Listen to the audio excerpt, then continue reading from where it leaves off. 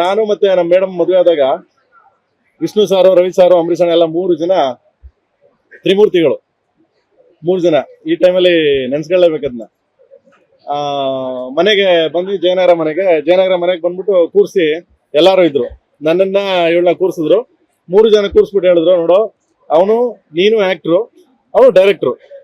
So Amrish Mama said this actually. ಅವನು director. So ಅವ್ನು ಎಲ್ಲಿ ಏನೇ ಮಾಡಿದ್ರು ನೀನ್ ಸಪೋರ್ಟ್ ಇರ್ಬೇಕು. ಮನೆ ಹೊರಗಡೆ ಹೋದಾಗ ಬಿಟ್ಬಿಡು ಅವನ್ನ, ಮನೆ ಒಳಗಡೆ ಬಂದಾಗ ಹೊಸ್ಲು ದಾಟಿ ಹೋದಾಗ ಬಿಟ್ಬಿಡು. ಅವ್ನ್ ಕ್ರಿಯೇಟಿವ್, ಅವ್ನ್ ಪ್ರಪಂಚ, ಸಿನಿಮಾ ಪ್ರಪಂಚ. ಒಳಗ್ ಬರ್ತೀವಲ್ಲ, ಒಳಗ್ ಬಂದಾಗ ನಂದು, ನನ್ ಗಂಡ, ನನ್ ಸಂಸಾರ, ನನ್ ಮನೆ ಅಂತ ಇಟ್ಕೋಬೇಕು.